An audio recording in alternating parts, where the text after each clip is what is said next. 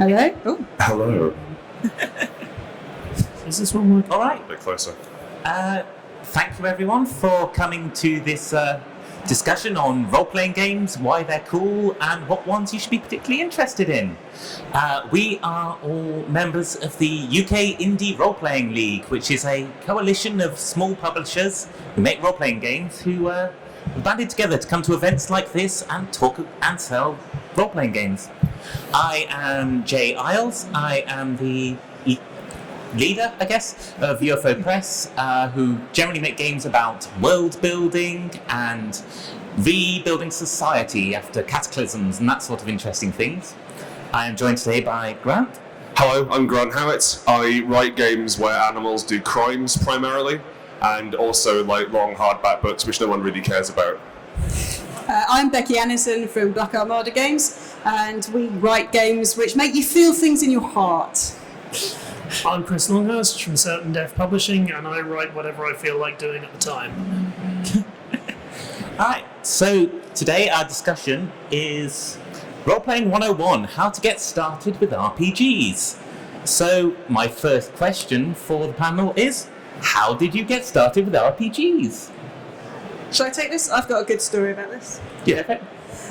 So I remember very clearly enjoying board games like Hero Quest when I was about 6, but I also remember when I was 10 reading a book. I don't remember the name of it, but I do remember that it was supposed to be a morality tale about role-playing games and how bad they were, right on the end of the satanic panic kind of wave. And this was, I remember reading this book, I was 10 years old and thinking, wow, role-playing games sound amazing. If that's what they do, I'm in. And I went off and spent all my birthday money on buying Dungeons & Dragons. And the satanic panic warnings were right. It really is that good and it is that brilliant. And I've never looked back. I also got started on Hero Quest, the board game. That took me to Games Workshop, but I hated painting miniatures, so I jumped on Warhammer Fantasy Roleplay instead of Warhammer Fantasy Battles. And then after that, I was just following my dad around, because he makes model aeroplanes out of balsa wood, and the shop he used to frequent that sold all his model aeroplane bits also sold role-playing games. So that kept me interested while he was doing whatever with rubber bands. I played Warhammer for a very long time, and then one day I saw some boys playing Vampire the Masquerade, and I was overjoyed by the fact you could do anything in Vampire the Masquerade, not just kill each other. There was a lot of killing each other, but I saw that, and then I only spent the next 10 years of my life trying to get my much cooler friends at high school to play role-playing games. They refused, and now I've made it a career, so maybe someone will play with me. Yeah, so I was very into the D&D video games when I was a kid, your Baldur's Gates and your Neverwinter Nights and all that sort of thing, but always had trouble getting a group together. I would just sort of, carry the player's manual around at school in the hope that someone would ask me about it and we could start a game. Ostentatiously reading it at the back of class? Yeah, basically. Yeah. But then I got to university and found a huge group of students there playing games, and they weren't so much playing D&D, but they were playing all sorts of things that were of interest, and I got involved in a few campaigns and never really stopped. So we're all here because we love role-playing games, basically, enjoy them a lot, and so I'm wondering, what is it that you love about role-playing games? What's the most sort of surprising thing about them that you would make you recommend them to somebody?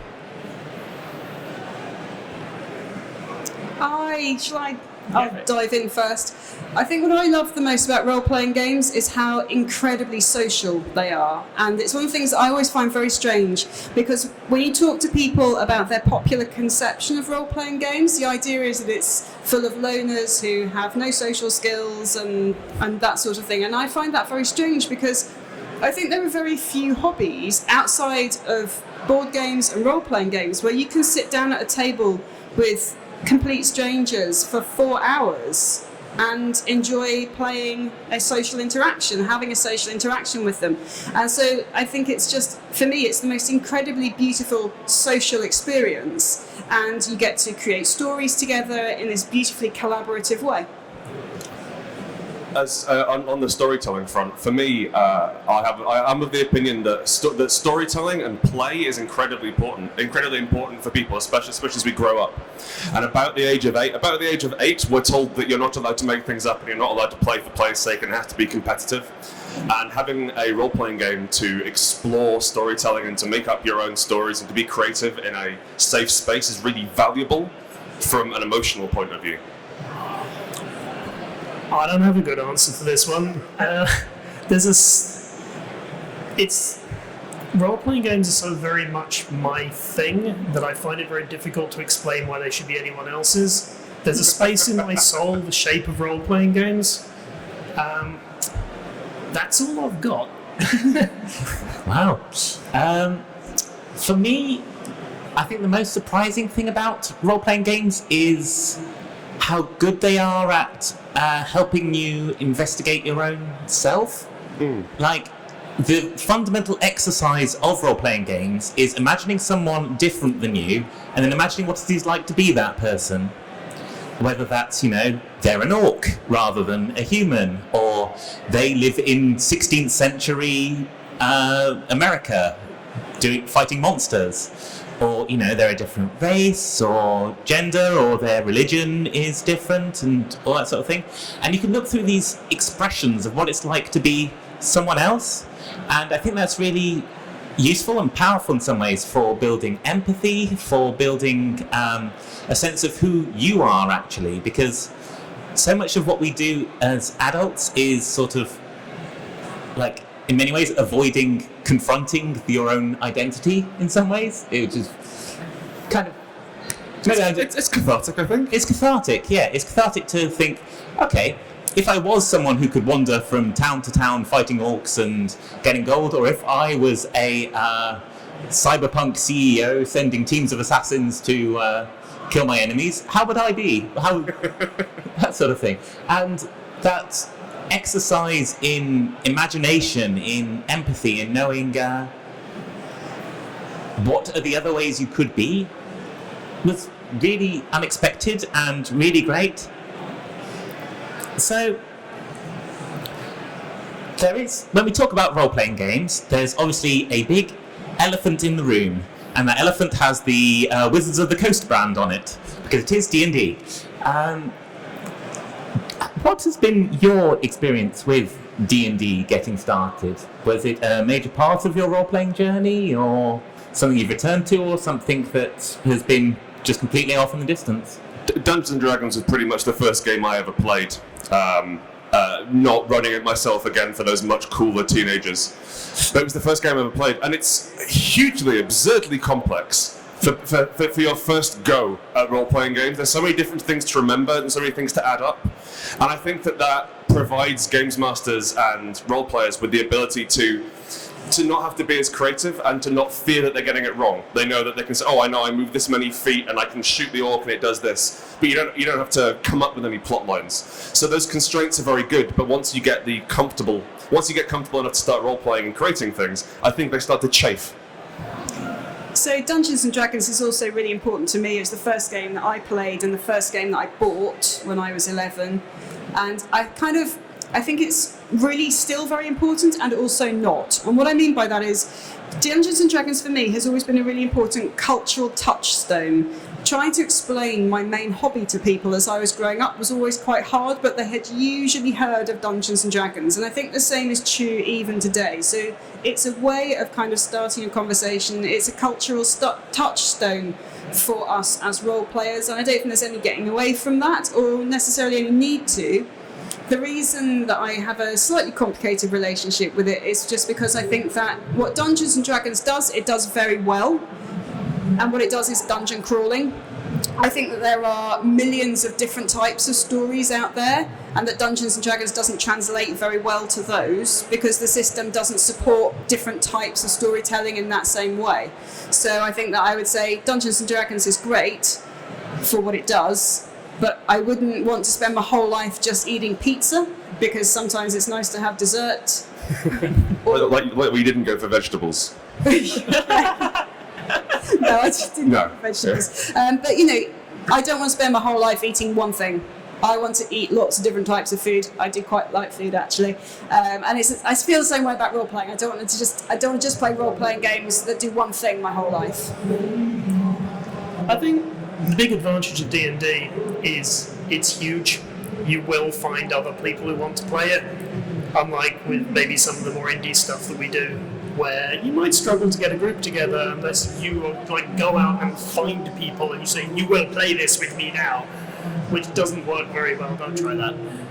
But yeah, I have a bit of I'm not a huge fan of D&D anymore, because I've been a role player for about 30 years and I have played a lot of Dungeons and Dragons and I'm fairly bored of it at this point. But yeah, if you're just getting started, it's not a hugely bad choice, because again, you'll always find players, and I think starting at level 1 and going up provides a very clear progression, and also it says exactly what it does on the tin. There are dungeons, you will go into them, you'll fight dragons, probably. But I think, as Grant said, after a while, you'll try and do something else within that framework, and it won't work quite as well, and that's usually the point where you start thinking, what other games could I play that do this sort of thing? Yeah, so D&D wasn't actually the first role-playing game I played. So when I rocked up to university and thinking, oh, finally, here are some people I can play D&D with, they were having this big sort of run of one-shots because all the university freshers were coming in and they wanted to introduce society to people.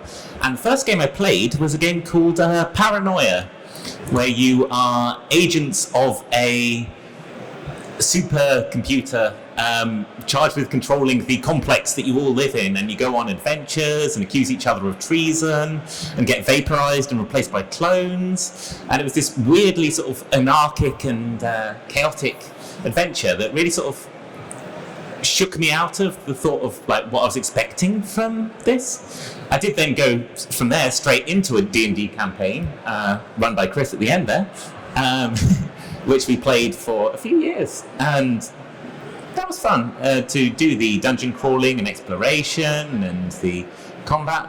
But as I continued playing, I started moving more and more to the social side of things. That's always what sort of interested me, and like you can do that in D&D. You can do things like I don't know, there's a horde of goblins there screaming at you to that you will die in service of their infernal master, and someone goes, well, I've got fire resistance, I'm going to cover myself with oil and set myself on fire and pretend to be a demon in order to take control of those goblins, and then rolls very high on the diplomacy check, and then you have a goblin kingdom that you're trying to look after.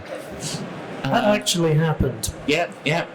I think that, as Jay was saying, there's quite a common conception. There's a lot of maths and seriousness, and like, oh, I've got to count how many arrows I've got, and we've got to map the dungeon, and I have to make sure that I know all the things about elves. And in practice, it's really like every role-playing game is daft and stupid.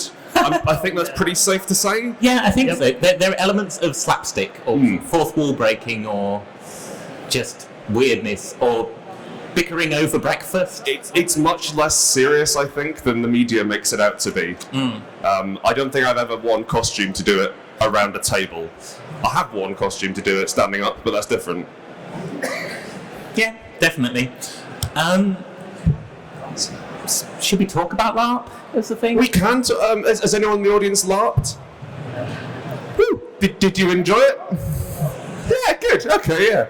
So LARPing is like tabletop role-playing, but you stand up to do it and run around. It's been described as a cross-country pantomime by one of my old LARPer friends, and it lets you. One of the barriers, I suppose, to tabletop role-playing is getting into that mindset and being able to say, "Oh, okay, I'm not an accounts administrator who's just got back from a long day at work. Actually, I'm a beautiful elf, and I'm going to go kiss this prince." And it can be quite hard to get into that mindset. So if you can dress up as a beautiful elf and go and fight, well, a moderately attractive elf, and then go and find a suitably attractive prince and give him a little kiss on the cheek as long as he agrees to that first, it can be quite exciting to get into that space to be dressed up and kiss princes. We used to do zombie LARP as well, which was like about as close to full contact as you could get. with a 7-minute survival rate, 7-minute average player lifespan. Sorry, character lifespan, which was fun. But what LARPs? Either of you two? I tried LARPing, but I'm into role-playing games for, as you say, the nonsense. And I find LARPs don't have a sufficiently high nonsense quotient for my personal tastes. I find it difficult to stay in character for the whole length of time. I've done a lot of LARPing. Unfortunately, I do less of it now. I have 2 small children because it's the sort of thing where I just find it harder to get to than arranging a game of an evening, usually over the internet. But I started LARPing when I was about 17. That was quite a long time ago now. And I've done quite a range, actually. I've done rubber swords through the woods at the middle of the night. I've done vampire LARP. And I've done some horror LARPing, which is definitely an experience. If you've not been on a horror LARP, then you should consider very carefully the state of your heart before you do that. It can be good fun. Have we explained what LARPing means? LARPing? Yeah. To my parents? Or To anyone out here. Live action roleplay. Live action roleplay. So it's taking the stories that we're building at the gaming table that you would build during a tabletop gaming session, during a normal role-playing game session, and it is standing up and acting them out. Yes. And as Grant says, I think that there is just a getting into a character physically can be a deeply rewarding experience. And deeply awkward. Hugely awkward. So, just so I can get a sense as we move into more of the sort of game recommendation-y part of the talk, could I get a show of hands who has played a role-playing game? Oh, right, okay. Excellent. Okay. Oh, good. Who has played a non-D&D role-playing game? Hey. All right. Who has watched role-playing games? Interesting. Okay, cool. That's great. Well, I mean, we're not speaking to lay people here. Yeah, that's great. Okay, should we recommend games? Let's go straight into it then. Yeah, if you were to pick a game that someone new to role-playing games or who wanted to see the sort of breadth out of there could see, something that would like really sort of spark off their mind to the possibilities of the thing, what would you pick, Grant? So I would pick, it's a game called Wushu. And we were chatting about finding hidden gems, and Wushu is so hidden that it was never released. It's been released electronically. It's been out for 15 years now, not 50. But it was never printed, which is a shame because it's basically my favourite game. Now, Dungeons and Dragons and your standard sort of trad RPGs, you've got a load of different like strength and dexterity, and you've got your spell list, and you can say I can move 30 feet per round, and here is a map, and here are some orcs over here. And for Wushu, you write 3 pithy phrases about yourself, and then basically you yell at each other in action movie cliches for the rest of the game. Everything's created on the fly by the games master. Like, maps are actively discouraged, and you are encouraged to name your stats as broadly as possible. So like Art of War is a good one, or Path of 10,000 Knees, or Competent Not in the Face style, are all perfectly good combat stats. But the core mechanic of Wushu is beautiful. If I say, you can adjust it to any genre you like, but action is the most common one. If you say, I hit the guy, that's 1d6. And if you say, I pulled out my fist and hit the guy, 2d6. I run and jump over the bar and grab a pint glass, drink the beer, and then smash the glass over there, 4 dice, up to a cap. And so for every detail you put into the scene, for everything you add to the scene, the more powerful your character becomes. And that is basically the rule. There's some pacing stuff for which you can put into it, and it's largely immaterial. I have quite often in my career will be playing a role-playing game and people will be getting visibly bored, and we'll be like, should we just do this next bit in Wushu for half an hour? I'm like, oh yeah, sure. Because you can fit Wushu characters on a Rizzler. They're very, very small, and they only have 3 hit points each, but it works differently. So it's very quick to do, it's very anarchic and fun, and you just get to tell a big story. And I played Dungeons and Dragons for a bit, and then I went right to Wushu. I was running it, and I was playing it. I was having these great, exciting action movie style scenes. Ran that for about 4 months, and I went to play Dungeons and Dragons again. And I waited 15 minutes for my go to arrive, and I rolled a dice, and I rolled a 3. and nothing happened. And then I had to wait another 15 minutes to try again. And Wushu was this crazy back and forth, and there's no like, oh, do I hit the guys? No, how many guys do you hit? Oh, is there a chandelier in here? There are so many chandeliers. And you command chandeliers because you're a chandelier wizard. You can go as hard as you like, and the game will not break. It's a really wonderful anarchic thing. I think it's available for free. It's Wushu, so WUSHU, by a chap called Dan Bain. If you can pay for it, you should, because it's very good. And that's my recommendation. Also, I'm going to dash off to the stall and get some role-playing games to give out. Excellent. Go. Okay, I'll be right back. All right. Becky, what have you got to show the class? I did bring a copy because you can actually buy this game. So this is Microscope by Ben Robbins. And Microscope by Ben Robbins. So I chose Microscope because I started role-playing when I was very young, but I couldn't imagine designing a game. That seemed to be just an incredible impossibility that I could never do. And that really was because I couldn't imagine myself designing something like Dungeons and Dragons. And then I played a game called Fiasco by Jason Morningstar, which is a completely different way of role-playing. I'm not choosing Fiasco, much as I love it. I'm choosing Microscope because it's in a very similar sort of genre as Fiasco. This is a game which doesn't have a GM.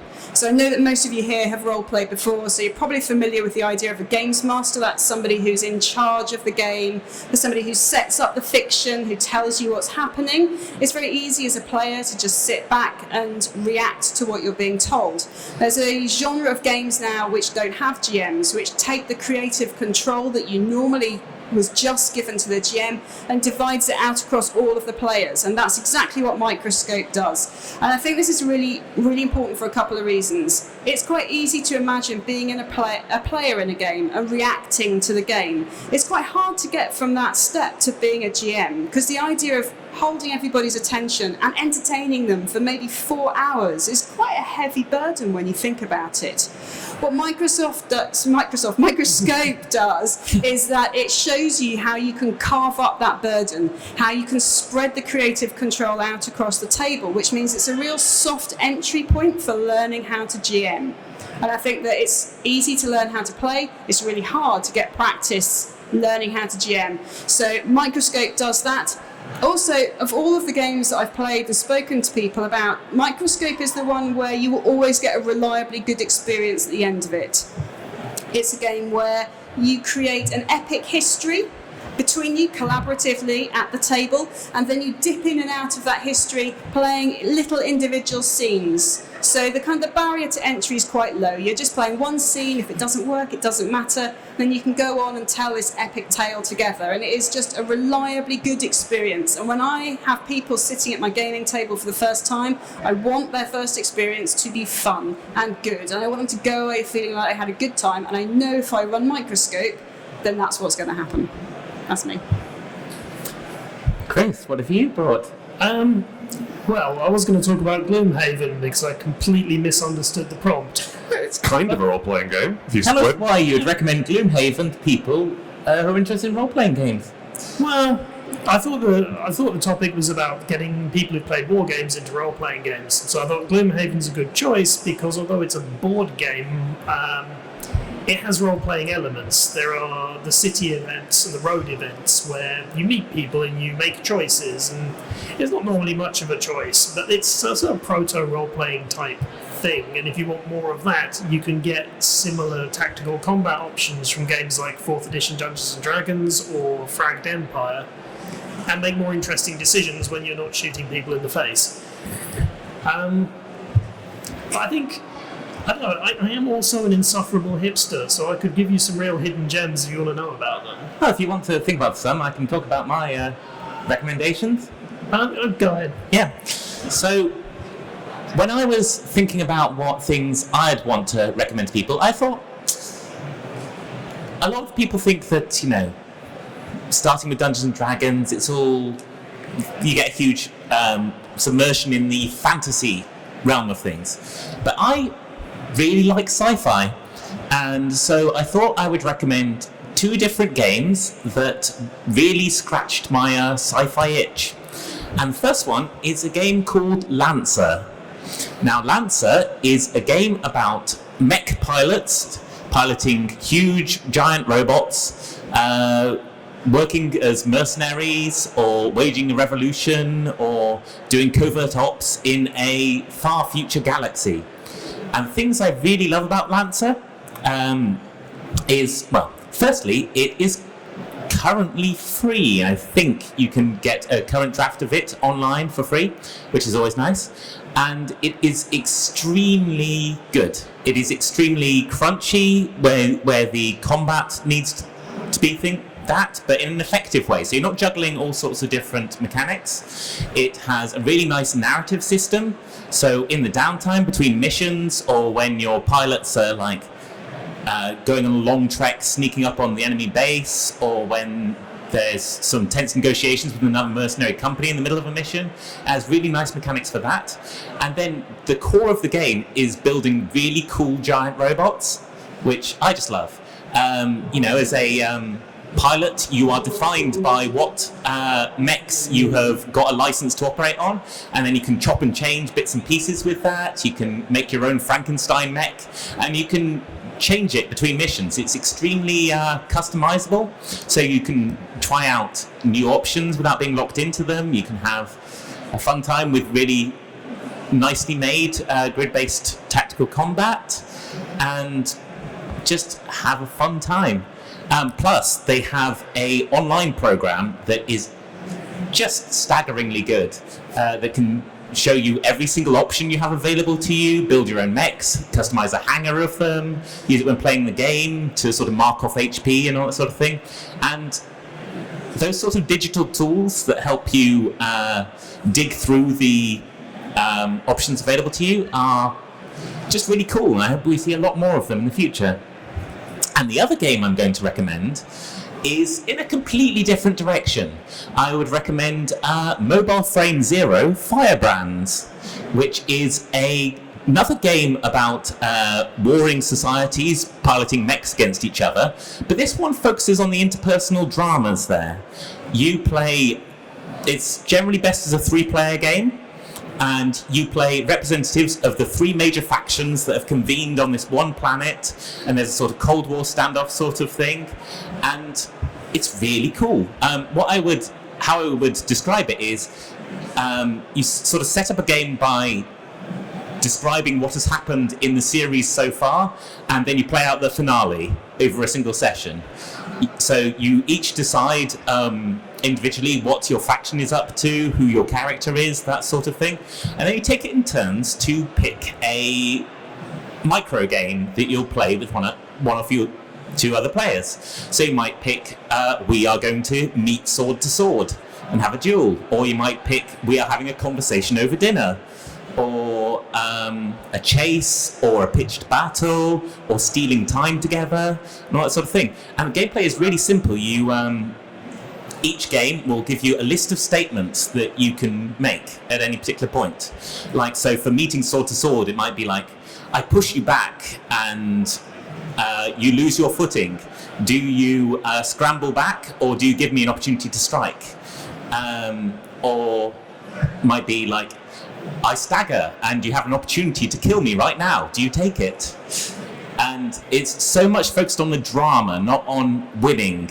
And it's really, really lovely. And you play multiple rounds of these things. You know, maybe have a courtly dance to build up sort of the tension there. Maybe you have a final confrontation with mechs at the end of it, and there's explosions and lots of people cry.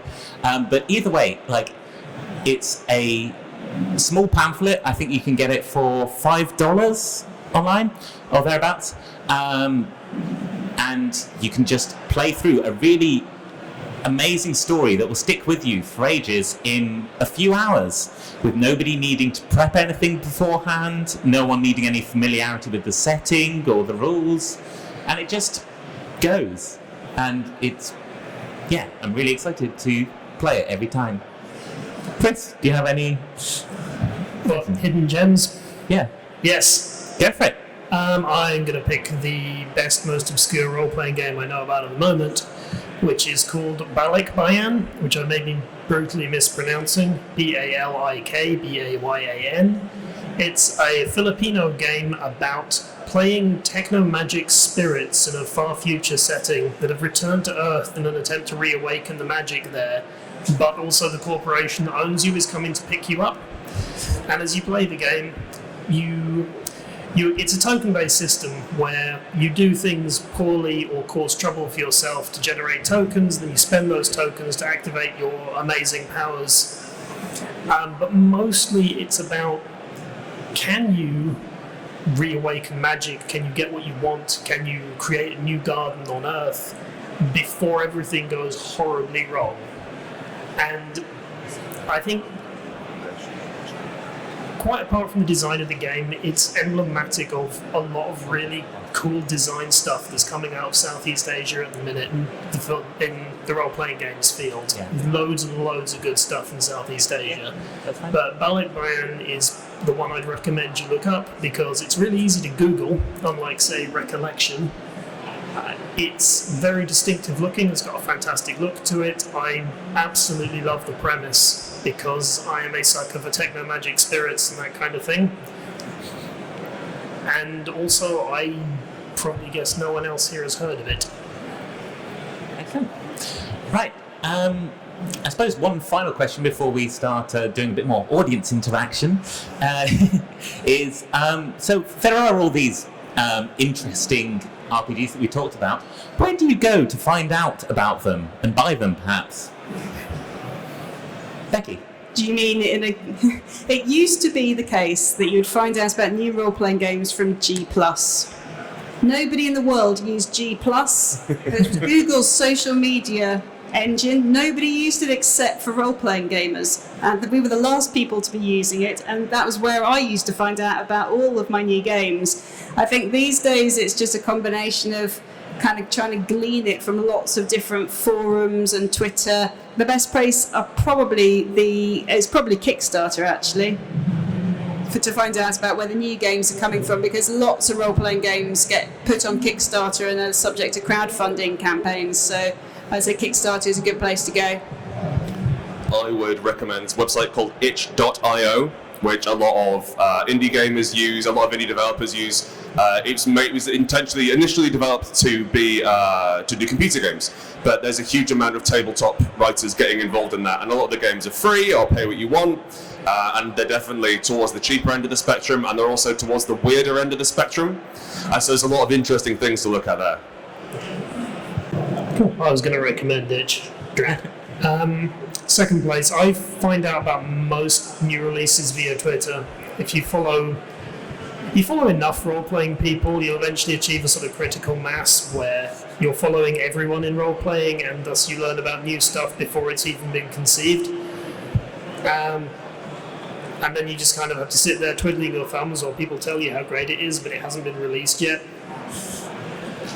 So, I'm going to go a bit far afield and suggest actual play as a way that people can find out about new things. If you enjoy watching or listening to other people play role-playing games, which I do because I'm a weirdo, you can find some really interesting people playing interesting games out there. I'm talking about that. We do one of those podcasts, don't we? We do. All four of us. So, for example, if you want to hear us play our various different new games, you can go and check out The League Presents on your podcast app of choice. But there are also people like Critical Role, obviously is the huge one. Normally do D&D, but we'll do one-shots of small RPGs about like bears stealing things. Yeah, animal crime generally, yeah. Yeah. There are groups like Friends at the Table that do all sorts of various weird and interesting and niche indie RPGs.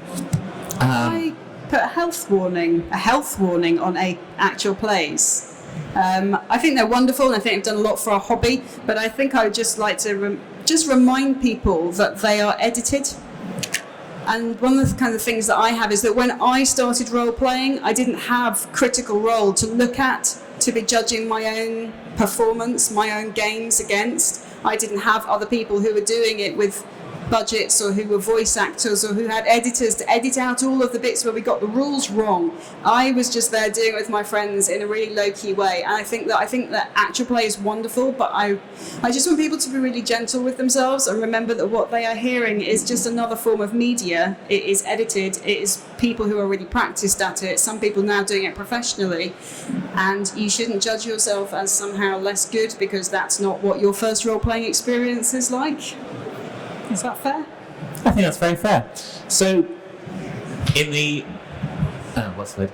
So we've given you some of our recommendations. I was wondering if anyone in the audience had their own recommendations of a RPG people might want to check out if they are interested in going outside the general mould.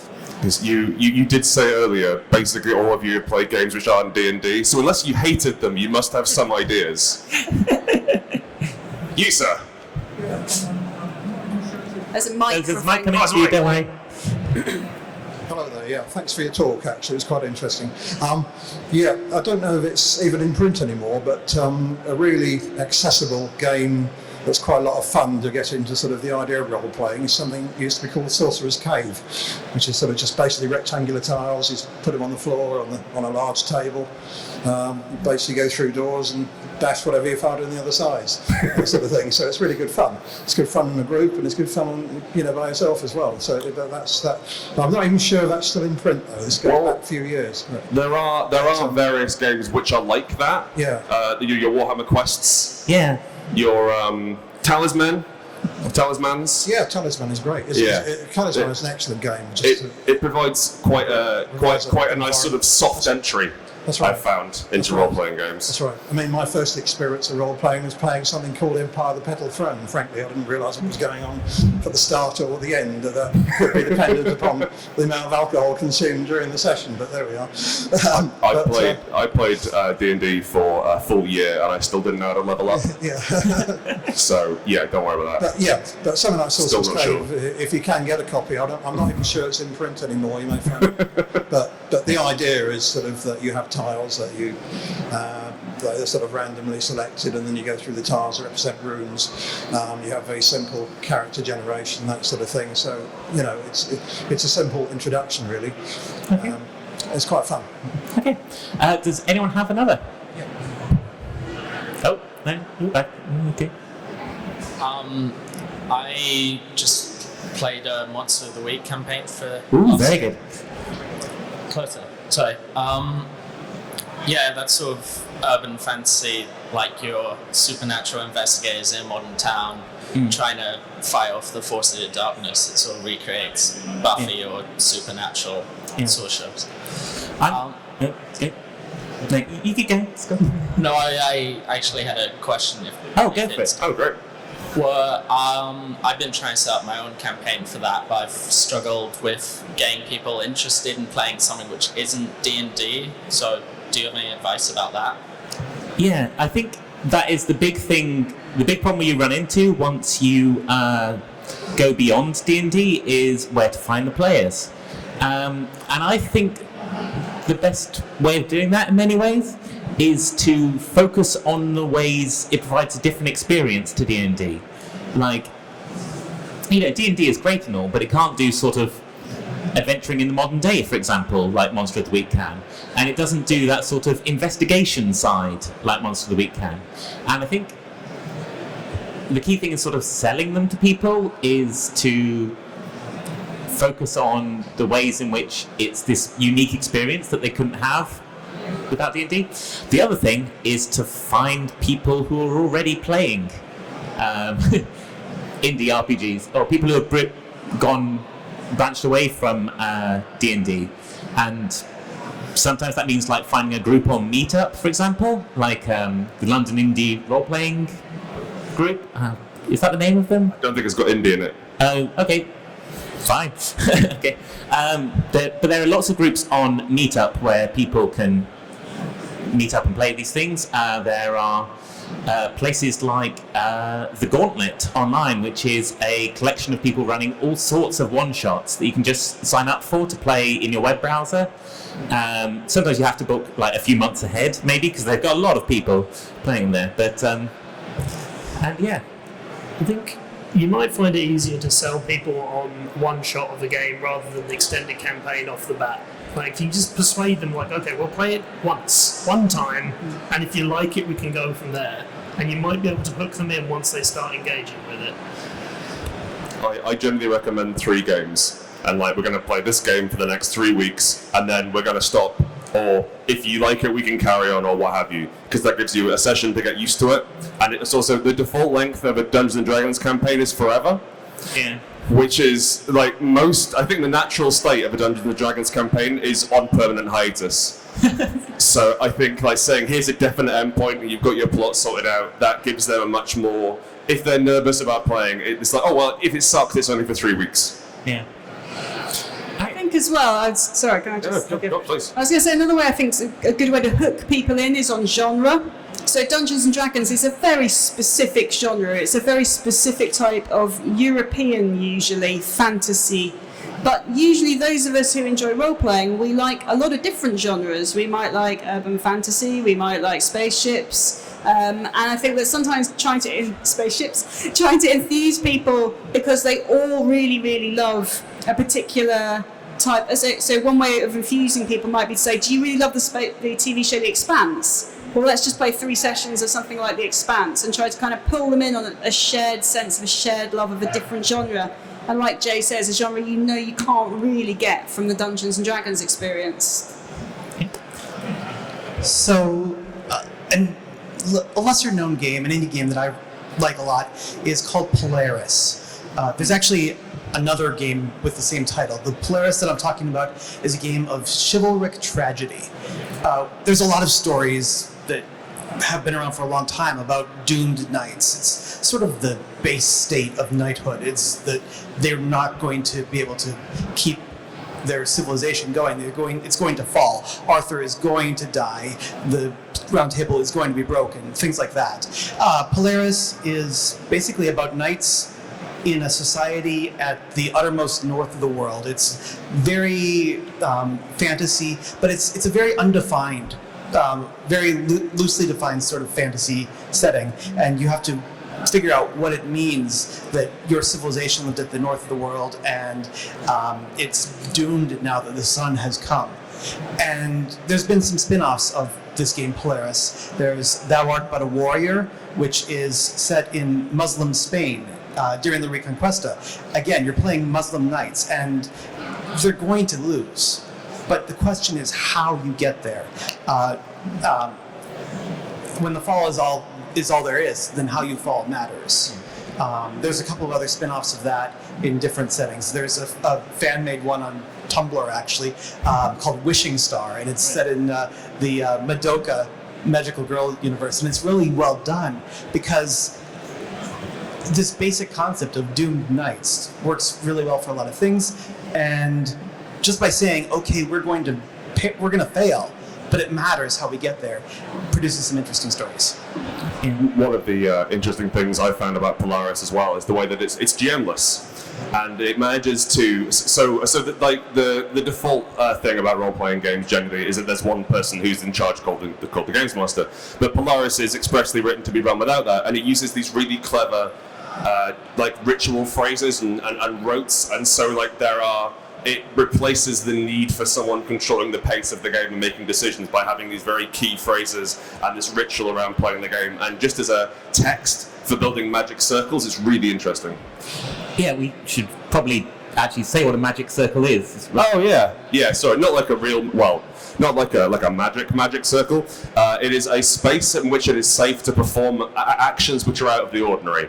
So I think like the most basic magic circle I can think of is a boxing ring. Because if you were just in the park and saw 2 guys hitting each other, you'd call the police. But if they do it in a boxing ring, you're like, oh great, let's put some money on this. And so you're allowed to perform certain actions in certain places. And one of the big problems with role playing is that it's quite scary, and you can feel quite uncomfortable unless you build a proper space in which to do it. And Polaris does that very well. Sorry. One recommendation I have that I've only tried recently. One recommendation I have that I've only tried recently is The King is Dead. It's by McCann Vincent Baker, and I've actually taught people who have never role played before how to use it. And it's basically, remember when we all used to like Game of Thrones? It's kind of like that. So the king is dead, as the name goes, and you are 5 noble houses. You're warrior princes and princesses of these houses, using a bunch of mini games, all in these beautiful little playbooks. Each one, the rules are all there already, so it's more like going for a menu, going, do I want to have a meal with this person? Do I want to have a dance? Do I want to duel them to the death? And it's incredibly satisfying, that sense of, I want to romance you, but I might murder you later. And that drama, just in a couple of hours, with some simple looking mini games, it's so evocative. And we spent a lot of time asking each other questions about the world. Like, okay, what's this city like? What's the kingdom like?